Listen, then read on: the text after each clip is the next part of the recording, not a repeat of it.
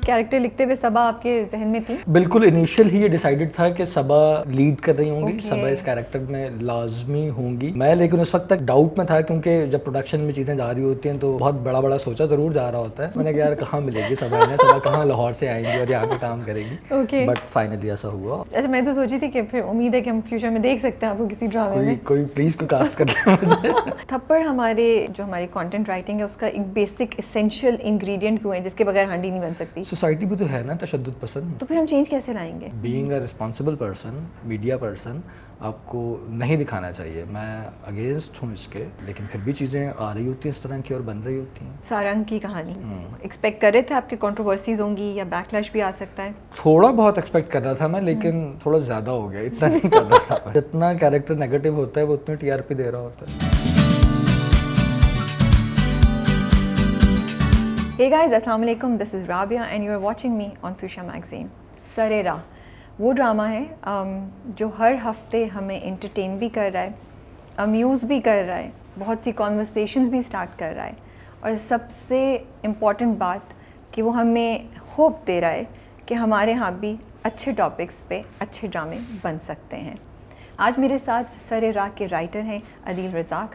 दुल्हन, नीली जिंदा है, मुश्किल, थोड़ा सा, मुक़द्दस, ये उनके कुछ ड्रामे हैं जो इससे पहले हम देख चुके हैं। मुझे भी उनके बारे में कुछ ज़्यादा मालूम नहीं है, तो आज हम उनसे बातचीत करते हैं, कुछ सरेरा के बारे में बात करेंगे और उनके सफ़र के बारे में भी जानेंगे।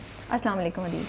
वालेकुम अस्सलाम। कैसे हैं आप? मैं बिल्कुल ठीक। थैंक यू सो मच कि आपने मुझे इनवाइट किया। नहीं, थैंक यू कि आपने टाइम निकाला and thank you for giving us सरेरा।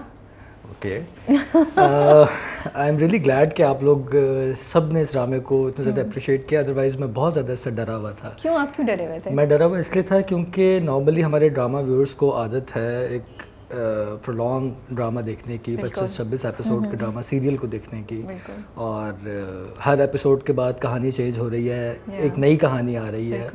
तो मुझे यही था कि लोग कनेक्ट रह पाएंगे, अगली कहानी के साथ जुड़ रहे होंगे। ऑल्दो बहुत सारे लोग अब भी कहीं कमेंट्स में इस तरह की बातें ज़रूर कर रहे होते हैं कि लाइक सबा की कहानी कहाँ है, अब तक क्यों नहीं आ रही, तो लोग वेट कर रहे हैं। बट तो ये वाला मेरे पास एक फेयर था कि शायद लोग इसे एक्सेप्ट नहीं कर पा रहे होंगे क्योंकि उन्हें आदत है लॉन्ग ड्रामास देखने की।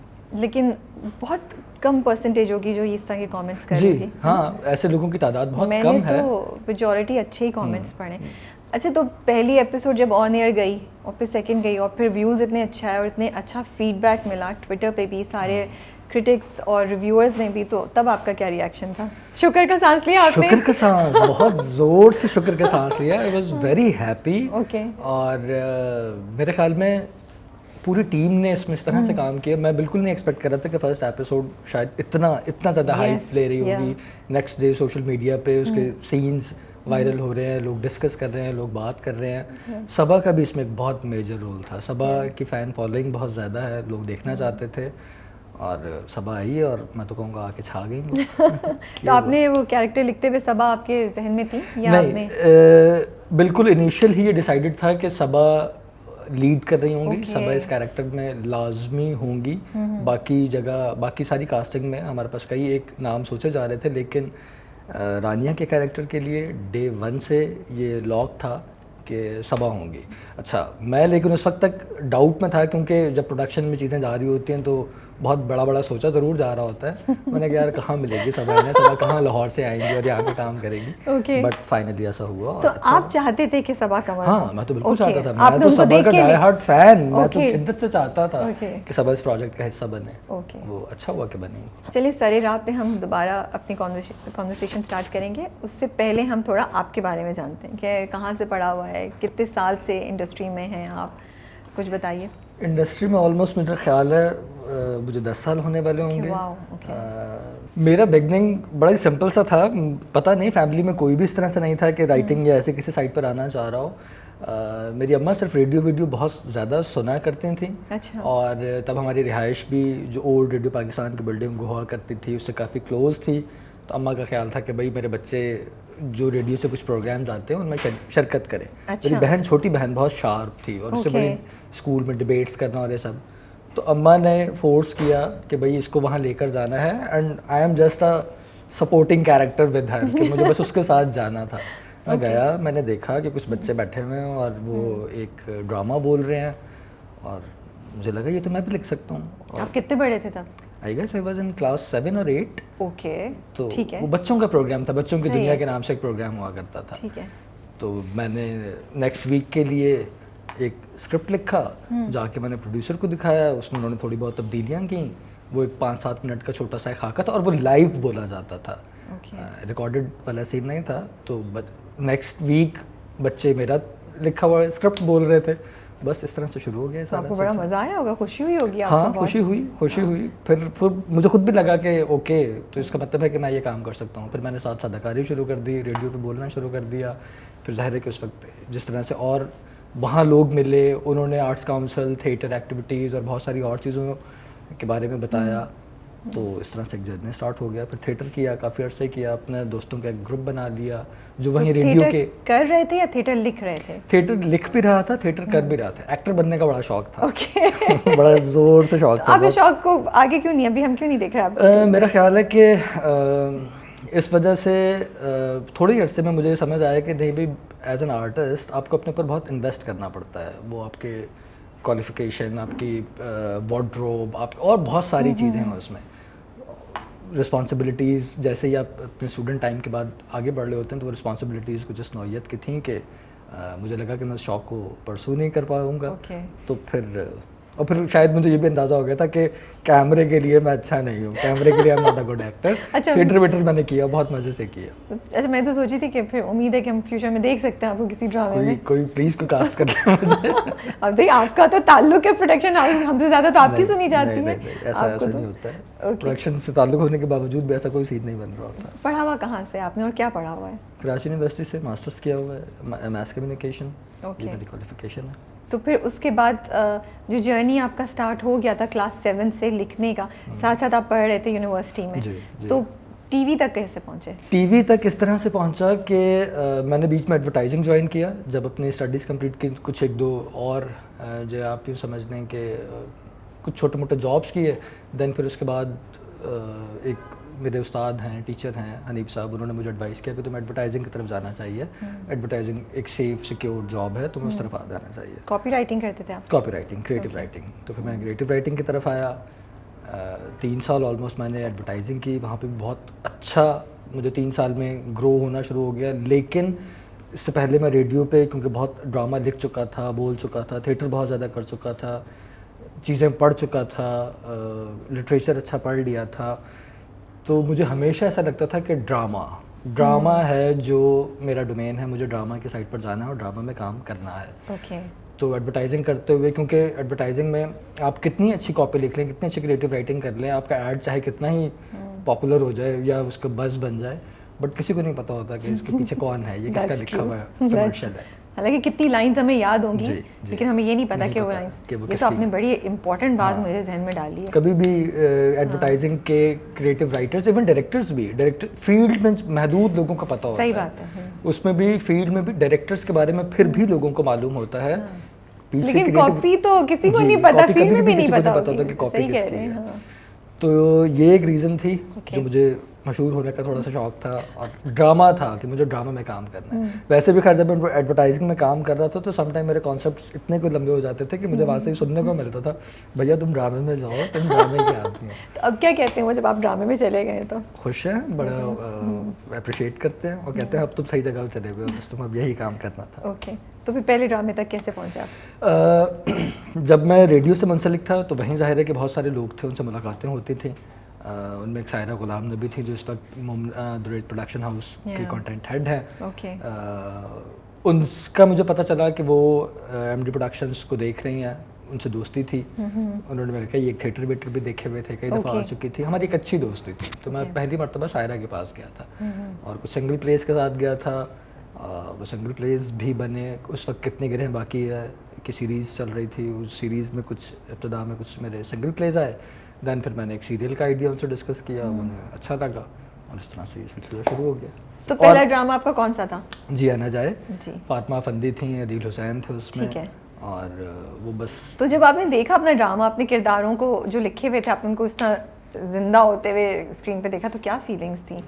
सो नींद आ गई थी? खुशी से बार बार देख रहे थे आपके ये वही है जो मैंने लिखा है? थी, लेकिन ऑनेस्टली स्पीकिंग मुझे डे 1 से लेके शायद आज तक भी आप कहेंगे मैं कुछ ज़्यादा क्रिटिकल होकर बात कर रहा हूँ, लेकिन मैं स्क्रीन पे जब भी अपनी चीज़ देख रहा होता हूँ और उसके साथ जो भी कुछ मैं पढ़ चुका हूँ या देख चुका हूँ, मुझे हमेशा ऐसा लगता है कि ये ठीक नहीं हुआ, इसमें बहुत गुंजाइश थी कि इसको और इम्प्रोवाइज करने की ज़रूरत थी, और बेहतर हो सकता था। तो आपने पहला ड्रामा एंजॉय भी नहीं किया अपना? नहीं, मैंने ऐसा नहीं किया एंजॉय। सीरियसली मैंने पहला ड्रामा नहीं एंजॉय किया।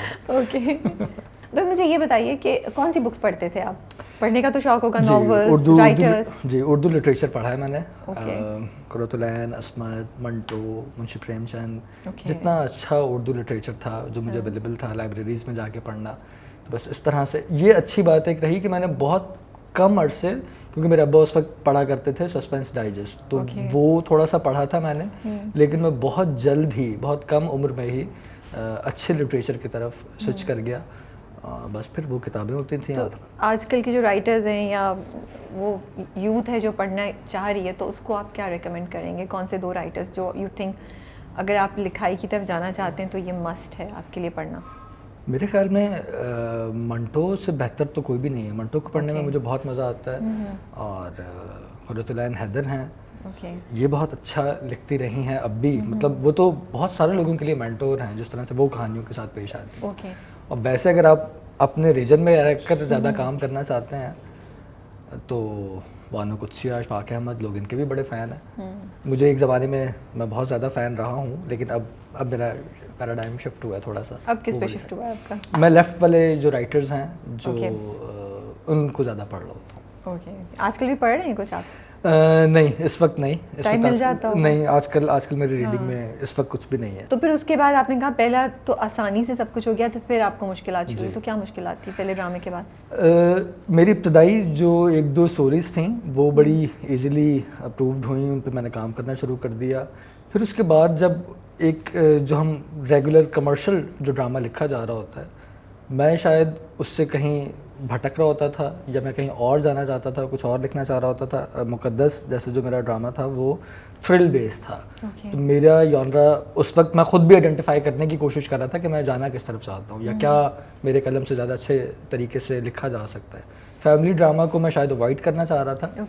सास बहू किचन ड्रामा मेरा कभी भी शायद ये वाली साइड नहीं थी। फिर आपने लिखा थोड़ा सा हक मुझसे लिखवाया कहाँ तो आप अवॉइड कर रहे थे, फिर आपने फुल हमें वो वाला मसाला दिया है ना? मसाला दिया। पुकार भी इसी नौयत का ड्रामा था। पुकार वाज माय 3rd सीरियल। जिया ना जाए, मुकद्दस के बाद पुकार, और फिर इस तरह से ये जाने। मुकद्दस तो नॉमिनेट हुआ था माशाल्लाह से, सेकंड ड्रामा ही आपका nominate, that's a big thing. थोड़ा सा वाज अ ह्यूज सक्सेस जी, crazy views and crazy following. आप एक्सपेक्ट कर रहे थे उस वक्त, या आपका क्या रिस्पांस था उसको देख के? बट क्रिटिसिज्म भी बहुत आया था उस पर। जी, क्रिटिसाइज भी बहुत हुआ। मेरे ख्याल में एक अच्छी कहानी थी, एक कमर्शियल कहानी थी, आप ये कह रहे हैं, कोई बहुत वाओ नहीं था, एक कमर्शियल कहानी थी जिसे इन्हें पता था सॉरी प्रोडक्शन को पता था कि ये वो कहानी है जो बहुत रेटिंग दे रही होगी। फिर भट्टी ने, अहमद भट्टी थे उस पर भी, उन्होंने उसे बनाया भी बहुत अच्छी तरह से दिया था।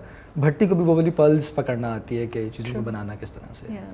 तो बस इस वजह से एक अच्छा चीज़ बन गई शायद। आपने खुद ही अभी बोली थी कि बात कि अब मुझे एहसास हो गया या अब मैं उस पॉइंट पर पहुँच गई हूँ कि मुझे पता है कि टू द पॉइंट कैसे बात करनी है या वो। तो when I see your writing तो मुझे नज़र आता है वो जर्नी शुरू से, स्पेशली अब जब मैं सरे राह देख रही हूँ तो माशाल्लाह से हमें एक वो मैच्योरिटी, एक फोकस, एक क्लैरिटी ऑफ थॉट प्रोसेस भी नज़र आ रहा है उसमें। तो ये कोई मेंटोरिंग होती है इंडस्ट्री में जिसकी वजह से राइटर में ये चेंज हमें नज़र आता है, या यू फील एक नेचुरल प्रोसेस होता है जो ओवर द टाइम आप खुद सीखते हैं अपने प्रोजेक्ट्स के थ्रू? नेचुरल प्रोसेस भी है, फिर एक ये वाला मरहला भी है कि आप कंटेंट में जिन लोगों के साथ बैठकर काम कर रहे हैं, जिनके साथ आप अपने स्टोरीज़ को डिस्कस कर रहे हैं, वो कितने ब्रेनी हैं, उनके साथ डिस्कशंस, ड्रामा डिस्कशंस कैसे हो रही है, स्टोरी की डिस्कशंस किस तरह से हो रही है। तो इस हवाले से मेरा ख्याल है कि मैं बड़ा लकी रहा कि मुझे नूर आपा के साथ, बल्कि नूर आपा थी, सुल्ताना आपा थी, इकबाल अंसारी साहब थे, इंडस्ट्री के जाइंट्स, बड़े ही सीनियर लोग, उनके साथ ही मेरा वो 3rd प्रोजेक्ट था आई गेस दीवाना। और मेरे हाथ लिटरली, मुझे आज भी वो दिन याद है कि मैं सुल्ताना फर्स्ट एपिसोड लिखने के बाद क्योंकि वो प्लान कर रहे थे कि मुझसे एक बड़ा लंबा सीरियल बनाएंगे, ऑलमोस्ट 40 एपिसोड्स का। मेरे हाथ कांप रहे थे और मैं कह रहा था कि जी मैं नहीं कर पाऊँगा, आप लोगों को देख के मैं ये काम नहीं कर सकता, उससे नहीं होगा, आप किसी और से करवा लें। फिर नूर आपा ने मुझे बहुत हौसला दिया कि नहीं तुम अच्छा लिख रहे हो और तुम लिख सकते हो, तुम आओ। नूर आपा के साथ बड़े बहुत फ्रूटफुल डिस्कशंस हुआ करते थे कहानी के, नॉट सीन टू सीन करना क्या है, एपिसोड टू एपिसोड, एक वाइड एंगल डिस्कशन हुआ करता था कैरेक्टर्स की साइकी को लेकर, कि कैसे पेश आना है, कैसे बताना है, लोगों को एड्रेस क्या करना है। तो मेरा ख्याल है वो वाले डिस्कशंस ने मुझे बहुत हेल्प आउट किया कि चीज़ों को कैसे क्रिस्टल क्लियर होना चाहिए, आप कंफ्यूजन के बजाय साफ सीधी बात, टू द पॉइंट बात कैसे आप लेकर आए। लेकिन आसान है अपने काम पे क्रिटिसिज्म ऐसे लेना, क्योंकि आप बड़े दिल से लिखते हैं। मुझे लगता है जो जैसे मैं रिव्यू लिखती हूँ जब, तो मैं बड़े मतलब वो जब एडिट के लिए जाता है हमारी शाजिया के पास, कंटेंट टीम के पास, तो शाजिया अक्सर वर्ड को इधर से उधर करते हैं, नहीं इसको वापस लेके जाओ, मेरा मतलब ये था, ये नहीं था। और मैं एक्चुअली दिल को कुछ होता है जब वो थोड़ा सा चेंज कर देती हैं, तो वो भी बड़ा सेंसिटिव हो गई, उनको भी समझ आ गई है। तो मुझे लगता है कि जब आप लिखते हैं और जब आप कोई किरदार आप लोग जैसे क्रिएट करते हैं, तो वो बड़ी अटैचमेंट होती होगी, नहीं? तो उस पर एक डिस्कशन और उस पर चेंजेस आसान होता है ये सब करना? अगर तो वो चेंजेस ऐसे हैं कि मैं वैसे डिस्कशंस के लिए हमेशा ओपन रहता हूँ मैं, क्योंकि आई बिलीव कि आइडियाज़ कहीं से भी आ सकते हैं, चीज़ को प्रोवाइड करने की गुंजाइश हमेशा मौजूद होती है। आइडियाज़ अच्छे हों, डिस्कशन अच्छा हो, तो हाँ मैं एक्सेप्ट करता हूँ कि यार चीज़ों में तब्दीली की जा सकती है। मैं बहुत ज़्यादा चीज़ों के साथ अटैच होकर नहीं बैठता अपने कैरेक्टर्स के साथ या अपनी कहानियों के साथ। हुआ है ऐसा नहीं कि बिल्कुल नहीं हुआ, कई एक दफ़ा हुआ है, लेकिन मैं ओपन रहता हूँ for the new ideas, new discussions, new way के कहानी को कैसे पेश किया जाए, क्या कैरेक्टर की और क्या आर्क बन सकती है, तो उसके लिए। हमारे ड्रामों में ज़्यादातर जो ड्रामा लिखा जाता है वो एक औरत के पॉइंट ऑफ व्यू से लिखा जाता है, मेन फोकस औरत पे ही होता है मोस्टली, लेकिन लिखने वाले मेजॉरिटी ऑफ द टाइम मर्द हजरात होते हैं। मुझे ये बड़ी इंटरेस्टिंग लगती है ये बात कि ये लिखने वाली ज़्यादातर तो ख़वातीन हैं, बट कुछ अच्छे ड्रामे बहुत से मर्द हजरात ने भी लिखे हुए, और उसमें औरतों का रोल बड़ा मेन होता है और उनका पॉइंट ऑफ व्यू बड़े अच्छे तरीके से, जैसे आपके मैं ड्रामे ले लूँ, तो हाउ डू यू अंडरस्टैंड एक औरत का पॉइंट ऑफ व्यू? पढ़ते हैं, रिसर्च करते हैं ये, या फिर कंटेंट टीम में ये बैठ के एक ट्रेनिंग सी हो जाती है, ये किस तरीके से आता है ये?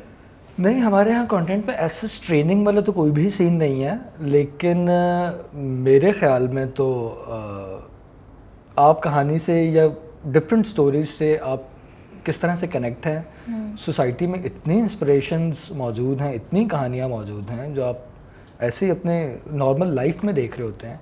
राइटर शायद कहीं ना कहीं उसके पास कोई एक स्पंज है जो वो अब्जॉर्ब कर लेता है, उसके अंदर कहीं रह जाती है, या शायद उस वक्त बाकायदा तौर पे वो प्लान भी नहीं करता कि उसे कुछ अब्जॉर्ब करना है, कुछ इंस्पिरेशन लेनी है, बट जब वो काम करने के लिए बैठता है, लिखने के लिए बैठता है, तो शायद वो कैरेक्टर्स, वो चीज़ें खुद ब खुद उसके सामने आकर खड़ी हो जाती हैं और वो कह रही होती हैं कि मुझे इस तरह से एक्सप्रेस करो, मुझे इस तरह से। लेकिन आप औरतों की सेंसिटिविटी को समझते कैसे हैं? That's what I want to no.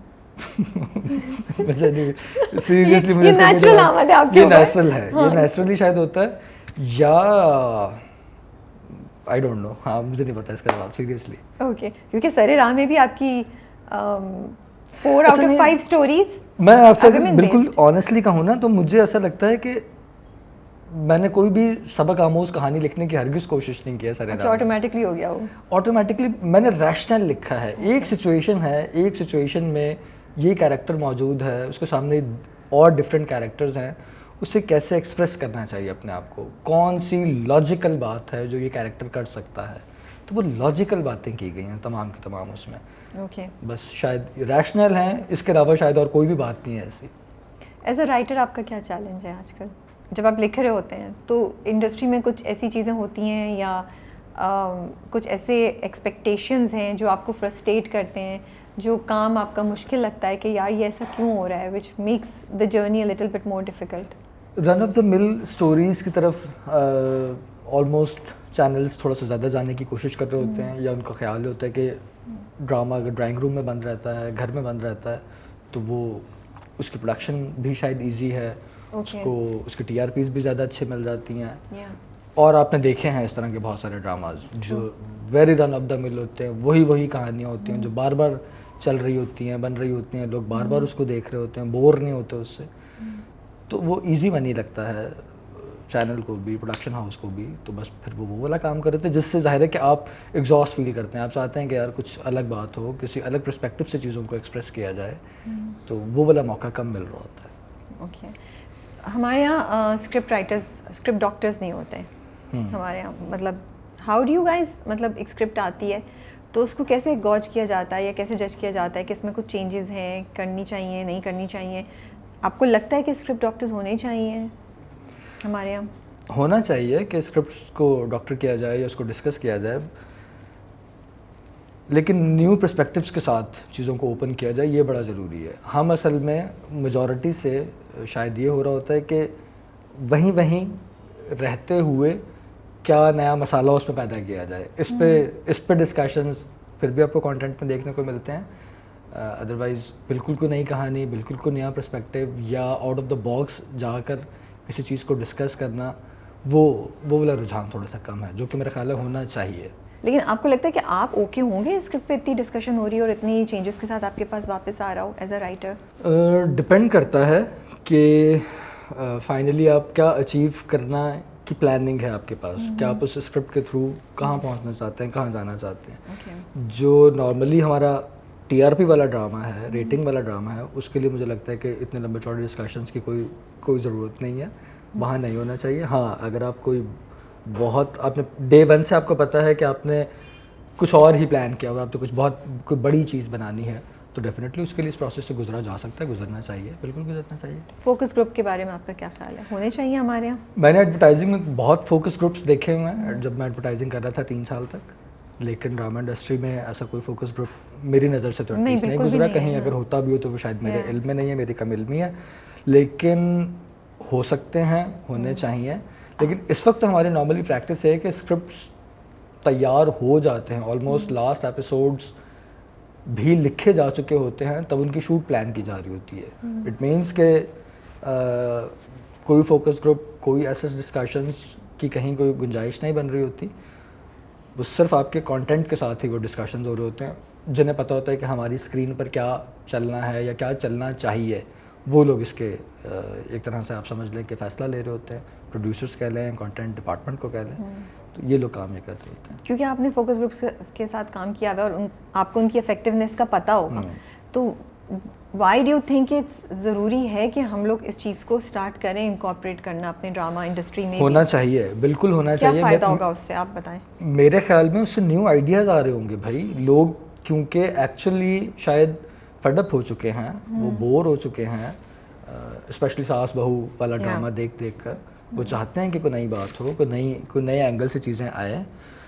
सरेरा ने मुझे तो यही बताया कि लोग तो बिल्कुल तैयार बैठे हुए हैं कि उन्हें थोड़ा सा भी, मैं फिर कहूँगा कि शायद सरेरा भी कोई बहुत एलियन कहानी नहीं है, वही कहानियाँ जो आप शायद बहुत दफ़ा देख चुके होंगे डिफरेंट ड्रामाज में, सिर्फ पर्सपेक्टिव अलग रखा गया है, ड्रामे कहानी को किसी और तरीके से एक्सप्रेस किया गया है। तो अगर आप यही कहानियाँ जिन पर आप इस वक्त भी काम कर रहे हैं, अगर आप किसी फोकस ग्रुप के तहत इनको गुजारें, इनको डॉक्टर करें, इनको वो वाले प्रोसेस से लेकर आएँ, तो माइट भी उसमें इतना कुछ आपको नए कैरेक्टर्स, नए पर्सपेक्टिव, कोई मॉडर्न बात आपको उसमें मिलना शुरू हो जाएगी कि जिससे यही वाली कहानियाँ दोबारा जन्म ले लेंगी। मेरे ख्याल में यही कहानियाँ जो आप देख रहे हैं इस वक्त। जो हमारे ड्रामे होते हैं उसमें कभी कभी मुझे लगता है 2 डिफरेंट लोगों ने कहानी लिखी हुई है। एक तरफ इतना अच्छा प्लॉट होता है और दूसरी तरफ इतनी नेगेटिव टॉक्सिसिटी वाला प्लॉट चल रहा होता है। ये क्यों है? Why do we have to have a negative line of story, जबकि आपकी मेन स्टोरी अच्छी खासी पावरफुल है। उसके लिए शायद आपको इतनी नेगेटिविटी की ज़रूरत नहीं है, लेकिन हम बहुत ज़्यादा एक नेगेटिव एक्सट्रीम कैरेक्टर क्यों दिखाते हैं? टीआरपी देता है, जितना कैरेक्टर देता है टीआरपी, बिल्कुल देता है। जितना कैरेक्टर नेगेटिव होता है वो उतने टीआरपी दे रहा होता है, उतने नंबर्स दे रहा होता है, तो ऐसा है। उसके अलावा कोई सोल्यूशन नहीं है? मतलब ये हमारा इसके साथ ज़िंदगी गुजारनी पड़ेगी? नहीं, उसमें मेरा ख्याल है कि एक अच्छे पॉजिटिव ड्रामा के साथ भी टीआरपीज बन सकती हैं, लेकिन जाहिर है कि वो आप यूँ समझ लें कि हल्की आंच पर बनी हुई एक कहानी होती है, तो वो उसका चलने ना चलने के चांसेस कुछ शायद कम हो जाते हैं। नेगेटिव कैरेक्टर्स डे वन से शायद लोगों को ज़्यादा अट्रैक्ट कर रहे होते हैं, उससे अपने आप को कनेक्ट नहीं मैं कहूँगा, लेकिन उसमें उन्हें शायद कॉन्फ्लिक्ट बिल्कुल ब्लैक एंड वाइट नज़र आ रहा होता है। तो जब एक ब्लैक एंड वाइट कॉन्फ्लिक्ट आपके सादा आवाम के सामने होता है तो बस वो उसी के साथ जुड़ जाते हैं और उसी को देखना शुरू कर देते हैं। जैसे ही आप थोड़ा सा कैरेक्टर्स को ग्रे करते हैं, उनकी नफ्सियात बनाते हैं, लेयर्स में लेकर जाते हैं, तो ज़ाहिर है कि लोगों को उसको समझने के लिए थोड़ी मुशक्क़त करनी पड़ती है, सीरियस होकर बैठना पड़ता है, और वो लोगों के पास इतना वक्त नहीं है शायद। तो वो ब्लैक एंड वाइट कहानियाँ या बिल्कुल नेगेटिव कैरेक्टर्स लोगों को इसलिए इतने ईजी लग रहे होते हैं। कॉमेडी नहीं लिखी आपने अभी तक? मैंने थोड़ा बहुत लिखा है कॉमेडी, थिएटर पे लिखी थी। और कभी कभी कोशिश करता हूँ कॉमेडी लिखने की। टीवी के लिए नहीं लिखा मैंने कॉमेडी। एक टेलीफिल्म मेरी चली थी TV1 से, उसमें यमुना जैदी और अफान थे, तो वो एक टेलीफिल्म लिखी थी मैंने। और एक आध और इस तरह की कुछ चीज़ लिख के रखी हुई है, लेकिन वो अभी कहीं बन नहीं रही, चल नहीं रही, तो देखें शायद कभी बन जाए, चल जाए। ओके तो थप्पड़ हमारे इंडस्ट्री जो हमारी कंटेंट राइटिंग है उसका एक बेसिक एसेंशियल इंग्रेडिएंट क्यों है जिसके बगैर हांडी नहीं बन सकती? सोसाइटी भी तो है ना तशद्दुद पसंद, तो फिर हम चेंज कैसे लाएंगे? मेरा ख्याल है कि जैसे वो जो पहला आपका सवाल था ना कि टॉक्सिक कैरेक्टर क्यों है या नेगेटिव क्यों दिखाया जा रहा होता है, इसका भी ऑलमोस्ट ये ऐसा ही जवाब है, क्योंकि सोसाइटी में है शायद इतना तशद्दुद है कि लोगों को स्क्रीन पे इस तरह के अब्यूज़ लोग देखना चाहते हैं या देखते हैं, जो कि नहीं होना चाहिए। Being a responsible person, media person, आपको नहीं दिखाना चाहिए। मैं अगेंस्ट हूँ इसके, लेकिन फिर भी चीज़ें आ रही होती हैं इस तरह की और बन रही होती हैं।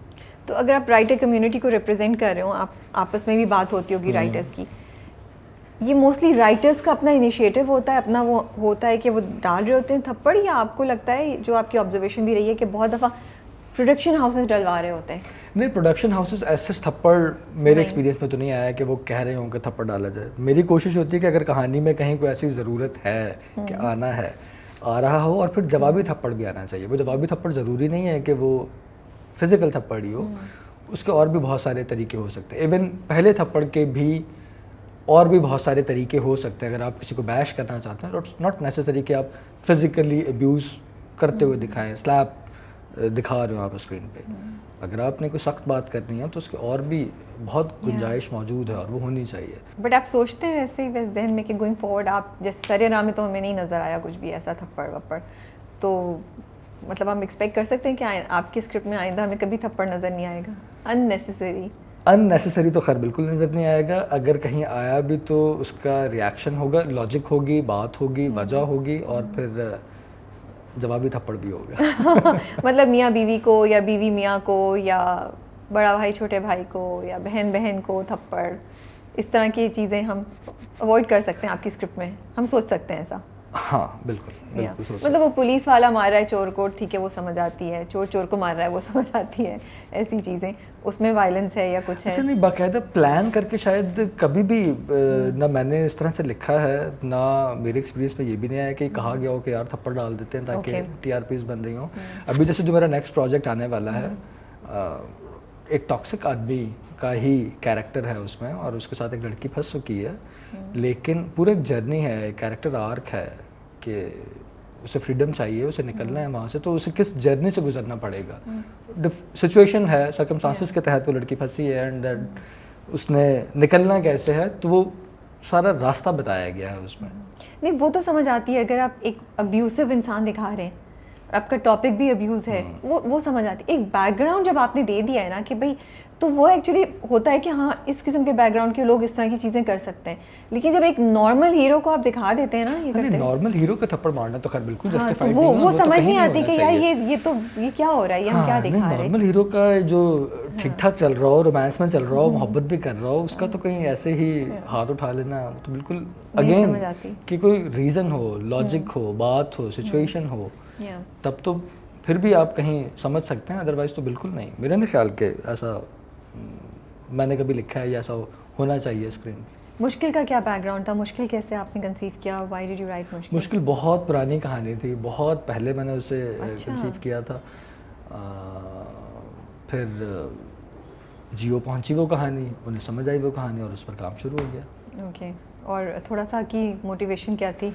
थोड़ा सा हक प्रोडक्शन हाउस ने मुझे कहानी दी थी कि ये कहानी है कि एक रेटिंग वाली कहानी है, आप इस पर आए, आप इस पर काम करें, और मैंने काम शुरू कर दिया उसमें। लेकिन ये एक अच्छी बात थी कि जो सबा फैसल साहिबा का कैरेक्टर था वो बनाया मैंने, और जो उनकी बेटी थी हरीब, वो कैरेक्टर्स फिर मैंने अपनी मर्ज़ी से बनाए। राइटर मेरा ख्याल है कहीं ना कहीं गुंजाइश निकालता है कि किस कैरेक्टर के थ्रू या किस सीन में वो अपनी बात कहने की कोशिश कर रहा है, वो कहीं ना कहीं उसे वो स्पेस मिल जाती है। ठीक है, सरेरा पे आते हैं। आइए, कैसे आया आइडिया?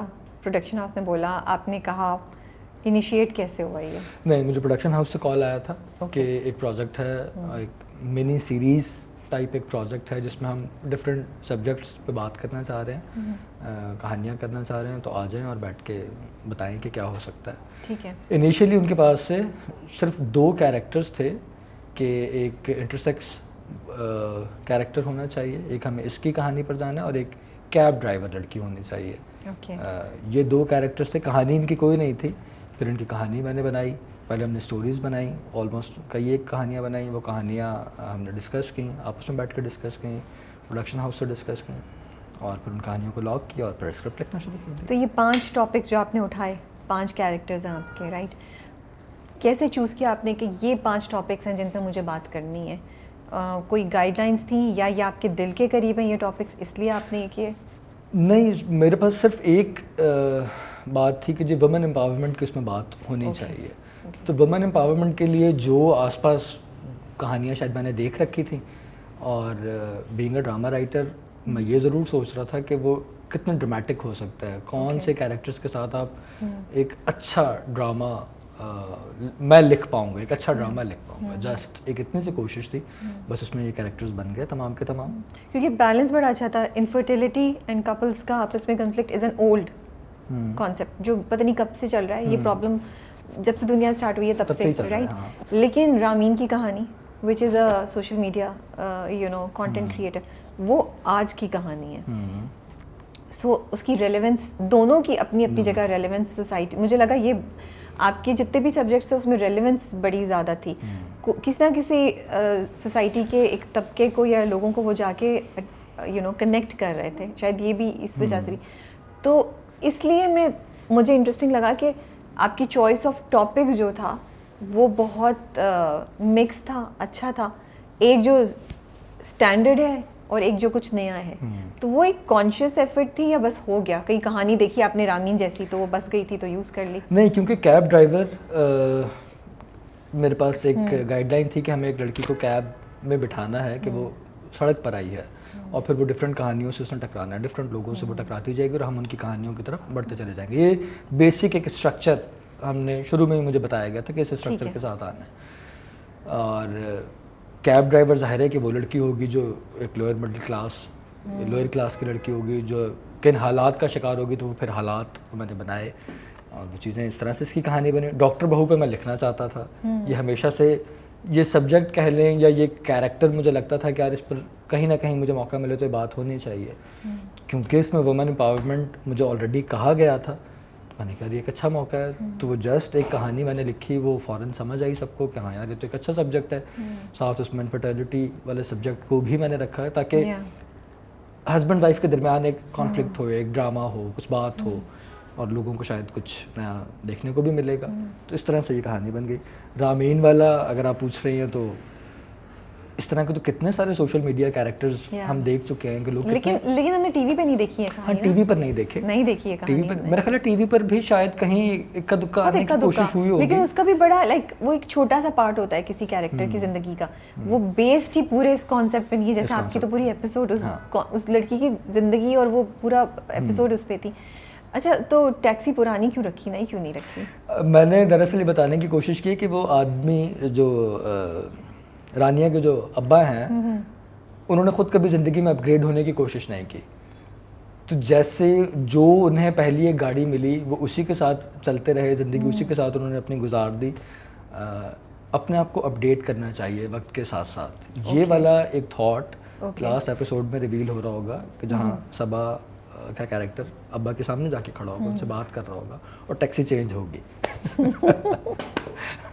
टैक्सी चेंज हो जाएगी। शुक्र है। मैंने शायद ये करने की कोशिश की है, थोड़ा सा सिंबॉलिकली आप कह लें कि लोग पुरानी चीज़ों के साथ रहने की अपने आप को आदत डाल लेते हैं, उनके साथ रहते हैं। थोड़ा सा अगर वो सिर्फ उसकी पोजीशन चेंज कर दें, उस चीज़ को अपडेट करने की कोशिश कर लें, अपग्रेड कर लें, तो उनका पूरा लाइफ स्टाइल चेंज हो सकता है। तो ये जो मैं अपने आसपास बहुत देख चुका हूँ। मेरे अब्बा ट्रांसपोर्ट का बिजनेस करते हैं, कुछ उनकी बड़ी ही हरदी लजीज किस्म की गाड़ी है, एक उनके पास जो बहुत पुरानी है, अब्बा आज भी उसको चला रहे होते हैं। तो बस ये होते हैं। ये ड्रामा आपने उनके लिए लिखा है फिर? लास्ट एपिसोड उनको दिखाएंगे आप? देख रहे हैं वो, देख रहे हैं तो शायद कुछ कमेंट नहीं दिया उन्होंने? नहीं, बस तारीफ करते हैं, पसंद करते हैं। ओके। रानिया का जो ओवरऑल गेटअप है, मुझे वो भी बहुत अच्छा लगा कि आपने उसको कोई बिल्कुल like you shown a women जिसे हम सब रिलेट कर सकते हैं। ये आपने लिखा हुआ ही ऐसा था या फिर जब ये कंटेंट डिपार्टमेंट पास पहुंच गया, प्रोडक्शन में गया, फिर डायरेक्टर और उन सब ने इसको क्रिएट किया? नहीं, मेरा ख्याल है अगर आप उसके अटायर की बात करें, वार्डरोब की बात करें, वार्डरोब की बात करें, तो ये तो प्रोडक्शन ने डिसाइड किया। लेकिन मैंने एज सच बाकायदा तौर पे ये नहीं प्लान किया था कि ये कैरेक्टर बाहर जाके इसे बहुत ज़्यादा लाउड करना है, या जैसा कि आप कह रहे हैं कि जी, मतलब मैं ये नहीं, मैं जैसे अगर जाएं तो अगर हम रियलिस्टिकली देखें तो जो ख़वातीन इस तरह के पेशे में जॉब्स में बाहर जा रही होती हैं, यूजुअली उन्होंने सर कवर किया हुआ होता है या अबाया पहना हुआ होता है। अभी हमने रिसेंटली कश फाउंडेशन की एक जो खातून है उनको भी किया जो बाइक चलाती हैं, तो वो भी पूरा पहन के आई हुई थी। और वो बिकॉज एक शायद वो जहन में है कि हम बाहर जाएंगे तो हमें किस किस्म की नज़रों का सामना करना पड़ेगा। लेकिन रानिया की जो वार्डरोब थी वो बड़ी बेसिक, स्टैंडर्ड येट मॉडेस्ट थी। उसमें कहीं आपको किसी पे कॉम्प्रोमाइज़ नहीं नजर, किसी एक्सट्रीम पे नहीं चल रही थी। तो मुझे ये बात बड़ी इंटरेस्टिंग लगी। अच्छा, मैं शायद कहीं थोड़ा बहुत अपने स्क्रीन प्ले में ये ज़रूर लिख कर चलता हूँ कि मैं कैरेक्टर्स को स्क्रीन पे मॉडर्न देखना चाहता हूँ। मुझे तो वो मॉडर्न नहीं लगी, मुझे वो एवरीडे वुमन लगी जिससे वो जैसे सोसाइटी की majority of the women could connect, you know, कि ना तो ये कि वो दुपट्टे के बगैर गई, ना तो ये कि उसने स्कार्फ लेना शुरू कर दिया। आपने दोनों साइड्स को हटा के एक बीच की चीज़ चूज की। मेरे ख्याल यही बैलेंस है, यही बैलेंस जगह है और ऐसा ही होना चाहिए। मैं शायद ये इस तरह की कुछ चीज़ें अपने स्क्रीन प्ले में ज़रूर ऐड करता हूँ कि अगर मैं ये बताना चाहता हूँ कि लड़की सिर्फ गले में दुपट्टा लेती है तो मैं मेंशन करता हूँ कि उसने सर पे दुपट्टा नहीं लिया हुआ, ये एक मॉडर्न लड़की है, आप एक नॉर्मल लड़की, आप इसे वैसे ही दिखा रहे हो। आपकी जितनी जो एपिसोड्स हैं हर एक डिफरेंट टॉपिक पे, लेकिन अगर मैं और एक स्पेसिफिक मैसेज है, लेकिन अगर मैं एक मैसेज को उठाऊं तो उसके जितने भी रिलेटेड सब मैसेजेस हैं वो भी आपने इतने खूबसूरत तरीके से उनको कवर किया हुआ है। अगर हम जो हरीम वाली एपिसोड है उसको लें, जिसमें हरासमेंट या जब औरतें काम के लिए जाती हैं उनको किस किस्म के चैलेंजेस या उनका काम को कैसे अंडर एस्टिमेट किया जाता है, उनको ऑब्जेक्टिफाई कैसे किया, आपने उसमें सब चीज़ें कवर कर ली। आई वाज लाइक कोई पॉइंट छोड़ा नहीं कि वो शादी और करियर की बात हो गई, खूबसूरती की भी बात हो गई, मर्दों को काइंड ऑफ एंटरटेन करने की भी बात हो गई, आपको ये प्रोजेक्ट इसलिए मिला क्योंकि आप खातून हैं, मतलब। तो ये I am curious to know कि ये प्रोसेस कैसे हुआ। आपने लिखे हुए थे पॉइंट्स कि अच्छा मैं ये मुझे ज़रूर कवर करना है, या what was the process that you were able to you know write all of this in one episode? कोई बुलेट पॉइंट्स नहीं लिखे हुए थे बिल्कुल भी नहीं लिखे हुए थे। दोस्त बहुत हैं मेरी, खवातीन लड़कियां, और उनसे बड़ी अच्छी मेरी चट रहती है। एक फ्रेंड है फरीसा, एक ड्रामा सीरियल भी लिख चुकी है।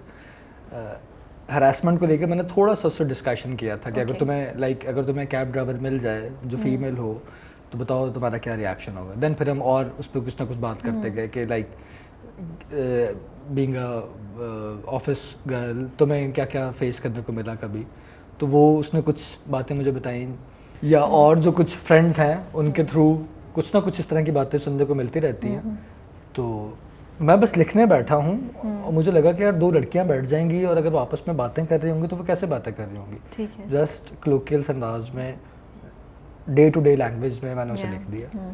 एक और चीज़ जो मुझे बहुत क्लियर हम सबको नज़र आती है वो positive male characters in all the episodes. ये भी एक सोचा समझा पॉइंट था। एज सच शुरू में कहीं कोई नेगेटिव कैरेक्टर बन नहीं रहे थे, लेकिन जो हमारे इनिशियल डिस्कशंस थे उन डिस्कशंस में एक दफ़ा ये जुमला मेरे पास आया था, आई डोंट रिमेंबर कि एग्जैक्टली किसने कहा था, लेकिन हमारी टीम में से ही, कि हमें सारे मर्द टॉक्सिक नहीं दिखाने, हमें कोई मर्द औरत की लड़ाइयाँ नहीं चाहिए, कोई जंग नहीं चाहिए, एक नॉर्मल बैलेंस सोसाइटी, जैसे कि घर होते हैं, जैसे कि लोग होते हैं, जैसे कि उनकी रिलेशनशिप होती है, तो वो नज़र आना चाहिए बस। तो ये एक जुमला शायद कहीं था और मेरा ख्याल है वो खुद ब खुद स्क्रीन पे बड़े बैलेंस अंदाज में आ गया। बाकायदा प्लान किया कि नहीं एक नेगेटिव आ गया तो साथ एक पॉजिटिव भी हो, ऐसी कोई प्लानिंग नहीं थी। ओके। एक और चीज़ जो बहुत हमें वाज़ेह नज़र आती है वो ये कि कहानी में आपने सिर्फ मसलों को नहीं पेश किया, आप सोल्यूशन भी बता रहे हैं, और थोड़े से वो सोल्यूशन है जो कहीं कहीं बाग़ियाना भी हैं। बागी तो हूँ मैं तो करना चाहता हूँ बगावत कि हाँ हर चीज़ से बगावत हो। पुराने रिचुअल्स मुझे ऐसा लगता है कि वो लोगों को एक जगह बाउंड होकर बैठा देते हैं, जो कि नहीं होने चाहिए। अच्छे हैं वो रिचुअल्स, लेकिन आप उन्हें अपग्रेड करते रहें, उनको मॉडिफाई होने की ज़रूरत है। नए डिबेट्स ओपन होने दें, नए आइडियाज़ को आने दें, स्क्रीन पे आने दें, अपने लाइफ स्टाइल में आने दें, ताकि चीज़ें बदलें।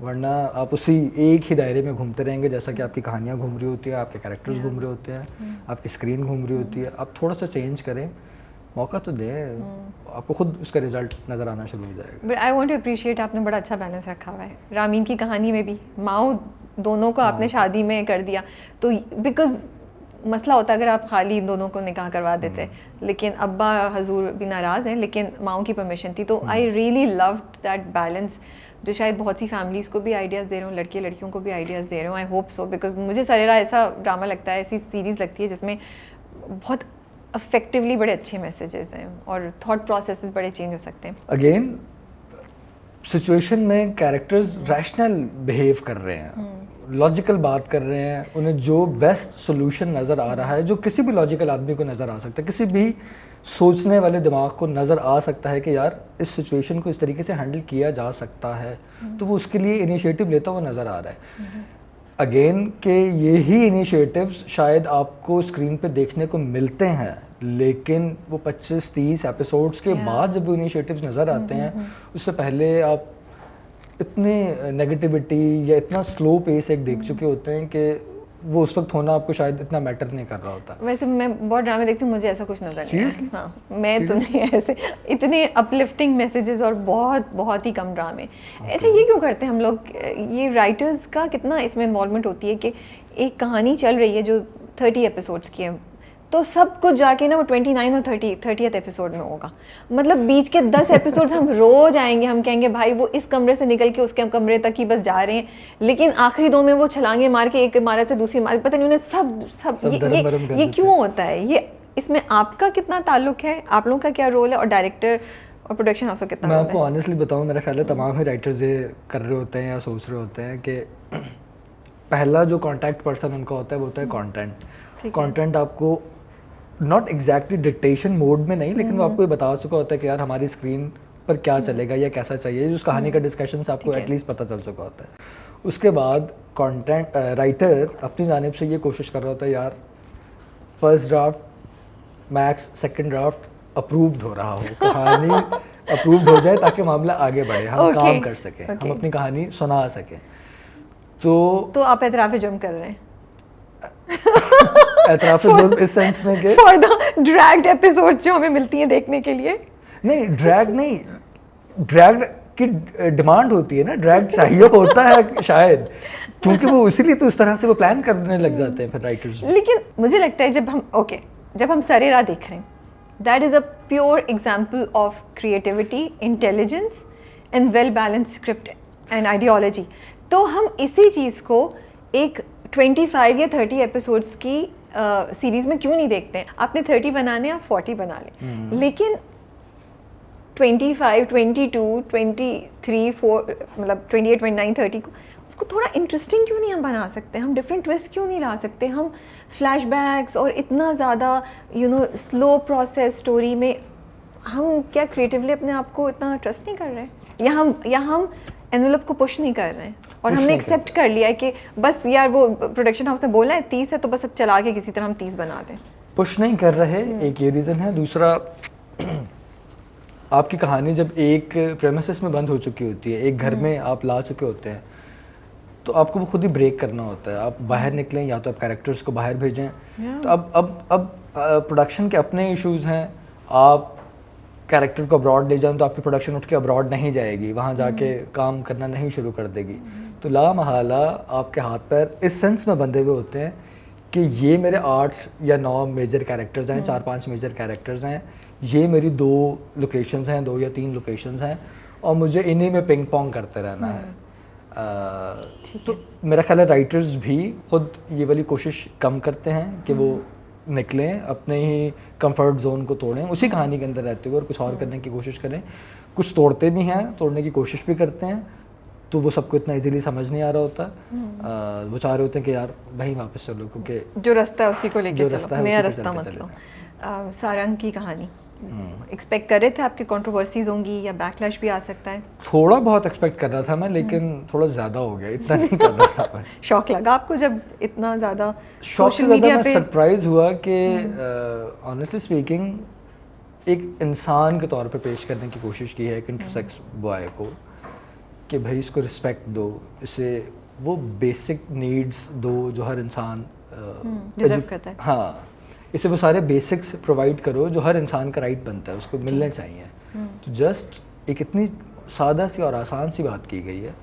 तो भाई सोसाइटी तो देखें आपकी यहाँ खड़ी हुई है, कोई भी उनके नॉर्म से थोड़ा सा भी अलग इंसान हो उसे कबूल करने के लिए तैयार नहीं है, बिल्कुल भी तैयार नहीं है। तो पहली चीज़ तो ये ना कि आप कबूल तो कर लें। तो सिर्फ इतना कहने की कोशिश की कि आप कबूल करें, इन्हें स्पेस दें, इन्हें इंसान समझें, इन्हें अपने बराबर में बिठाएं, एजुकेट करें, अपने घर में रखें। तो बस एक ये कोशिश है। तो सारंग को आपने ये क्यों चूज़ किया कि उसको एज अ मर्द दिखाएं? इसके पीछे वजह ये थी कि हम नॉर्मली अपनी स्क्रीन पे भी देख चुके हैं, हम प्रैक्टिकली अपने मास्टर में ये बात देखते हैं कि जैसे ही वो दूसरे अटायर में है, फेमिनिन अटायर में है, तो वो आपको मजाक लगता है, आपको अगली लगता है, और आप जस्ट उसे देख के या तो एंटरटेन होने की कोशिश करते हैं, आपका व्यूअर भी शायद आम तौर पे भी आप नहीं उसे कंसिडर नहीं कर रहे होते। तो मैंने इसको यही सोचा था, और मैं खुद देख चुका हूँ कई एक लोग इस तरह के मेरे ऑब्जर्वेशन में रहे हैं जो शायद फेमिनिन है। वाई नॉट, लोग इस तरह से हैं, उन्हें आप वैसे ही एक्सेप्ट करें जैसा कि है। इस कहानी को लेकर एक चीज़ बहुत अच्छी हुई थी, मैंने एक ज़माने में एक थिएटर प्ले किया था जो ख्वाजा सराओं पे था, रिसर्च भी की थी, जाके उन लोगों से मुलाकातें भी की थी। लेकिन जब मैं ये कहानी लिखने के लिए बैठा तो मैंने इनिशियल ऐसी ही कहानी बनाई थी जो मेरी ऑब्जर्वेशन में आ चुका था। ये मेरी रिसर्च थिएटर वाले ज़माने की एक रिसर्च थी कि जी सबसे ज़्यादा बाप ही रेजिस्ट करते हैं और बाप नहीं कबूल कर रहे होते ऐसे बेटे को, ऐसी औलाद को, और घर से निकाल देते हैं, और बहुत इस तरह के मसाइल होते हैं। जस्ट डिस्कशन हुआ था मेरा मेरा ख्याल है क्रेडिट इसमें अली इमरान को दूंगा। उन्होंने कहा कि यार क्यों एक नेगेटिव बाप, क्यों नहीं, अगर ये रियल स्टोरी तब भी लोगों को इंस्पिरेशन जाने दो कि एक ऐसा बाप हो जो ऐसे बेटे के साथ खड़ा हो जाए, ऐसी औलाद को ओन कर रहा हो, तो देखो क्या बनता है, क्या चीज़ बनती है। तो जस्ट उन्होंने ये पर्सपेक्टिव चेंज किया थोड़ा सा कि यहाँ एक पॉजिटिव बाप हो जो ओन कर रहा हो, जो बच्चे की तरबियत कर रहा हो, जो उसे एजुकेट कर रहा हो। तो जैसे ही मैंने वो वाला बाप खड़ा किया, वो ड्रामे में कुछ और ही बात बन गई, कुछ और ही मज़ा आ गया। बहुत खूबसूरत है ये हो गया। तो सारंग का कैरेक्टर जो है वो ख्वाजा सरा है जी, इंटरसेक्स कहते हैं उनको, ये क्लियर है बात। ऐसा कुछ नहीं है कि वो कॉन्फ्लिक्ट में हो या वो अपने आप से सोच रहे हो कि मुझे क्या करना। उनको नेचुरली जिस तरीके से आपने वो कैरेक्टर चूज़ किया, जो अल्लाह ने जिस तरीके से बनाया वो है। लेकिन आपने इसमें कोई भी सर्जरी या इस तरह की बात का कोई इंडिकेशन भी नहीं दी, और आपने कहा भी नहीं। भाई मेरे ख्याल में कितने लोग इस तरह की सर्जरीज करवा रहे हैं, शायद एग्जैक्टली मेरा तो सबसे बड़ा पाकिस्तान में अफोर्ड कितने लोग कर सकते हैं एग्जैक्टली, या हो भी रही है कितनी ऐसा आपके पास कोई करेक्ट फिगर्स नहीं है, आपको पता ही नहीं है। इनफैक्ट अगेन सर्जरीज करवा लो, साइकेट्रिस्ट के पास चले जाओ, ये तो बहुत बाद के मराहिल हैं। पहले आप एक्सेप्ट तो कर लें, कबूल तो कर लें, उन्हें साथ बिठा तो लें, उन्हें एजुकेट तो कर दें, उन्हें नॉर्मल लाइफ जीने तो दें, उन्हें अपने साथ जॉब्स तो करने दें। ये बेसिक्स हैं, ये बुनियादी बेसिक्स हैं, बुनियादी बातें हैं। तो पहले प्लीज़ इनके साथ जुड़ जाएं।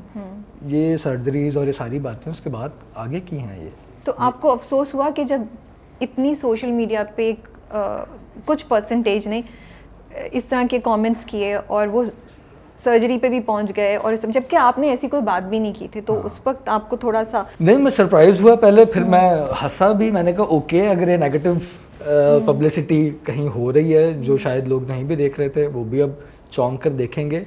लोगों के पास सवाल पहुंचना चाहिए, लोगों के पास सोच पहुंचनी चाहिए। तो अगर उन लोगों ने एतराज़ किया है, जो भी वो अफराद हैं, तो मेरा ख्याल है उन्होंने उसकी रीच बढ़ाई है और लोगों को मुतवज्जा किया है कि जी आप देख लें इस ड्रामा को, और वो देखने तो बैठ गए थे। उसके बाद अगर वो कोई सोच लेकर उठ रहे हैं, कोई सवाल लेकर उठ रहे हैं, या अपने रवैये में कोई तब्दीली लेकर उठ रहे हैं, तो मेरा ख्याल है वो टारगेट अचीव हो गया जो हम करना चाहते थे। कोई अच्छा पॉजिटिव कमेंट आया आपको इस सारी कहानी में से? बहुत ज़्यादा पॉजिटिव कमेंट्स मिले हैं, पर्सनली भी, और बाकी मैं देख रहा था सोशल मीडिया पे, यूट्यूब पे, तो वहाँ बहुत अच्छे पॉजिटिव कमेंट्स थे। कुछ मुझे सवाल उठते हैं जब मैं सरेरा को देखती हूँ। वैसे तो मैं बहुत बड़ी फ़ैन हूँ सरेरा की। जैसे मुज़ना का कैरेक्टर है उसमें, तो मुझे लगा कि उसको अपने हस्बैंड से भी डिस्कशन करनी चाहिए थी। अगर हस्बैंड ऐसा एक खुद से डिसीजन ले रहा है और हम बोल रहे हैं कि बीवी को नहीं इन्वॉल्व किया, तो जब बीवी ऐसा डिसीजन ले रही है तो उसको मियाँ को भी इन्वॉल्व करना चाहिए था। ये जहन में आपकी बात आई, या ये भी कोई मैसेज था? जैसा कि मैंने आपसे इब्तिदा में भी कहा था कि मैं जब अपनी चीज़ देख रहा होता हूँ तो मुझे हमेशा उसमें कुछ ना कुछ लगता है कि यार ये चीज़ रह गई।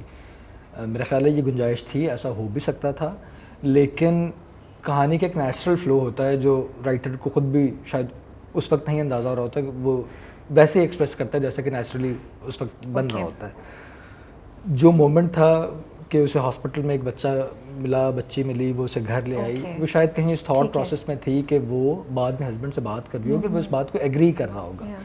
नहीं एक्सपेक्ट कर रही थी कि शायद एक जगह मुकालमे में वो है भी कि मुझे अपनी सास का तो पता था, लेकिन आमिर भी एक्सेप्ट नहीं कर रहा है, तो अब मुझे नहीं समझ आ रहा है कि मैं क्या करूँ। तो बेसिकली आप कह रही हैं वो स्पर ऑफ द मोमेंट उसने डिसाइड किया, उसको एक जज्बा आया और उसने उसको उठा लिया, विच मेक सेंस के, और वो सोची समझी उससे नहीं गई थी कि वो सोचती और फिर डिस्कस करती। और रामीन के उसमें भी मुझे बस एक थोड़ी सी मेरी कुछ ज़्यादा रिक्वेस्ट है, या मैं सोच रही हूँ कि क्योंकि रामीन की जो नेगेटिविटी पब्लिक जो उसकी पब्लिसिटी नेगेटिव होती है, फिर उसको डिज़ाइनर कॉल करते हैं और कहते हैं कि यही तो टाइम है जब तुम फ़ायदा उठाओ।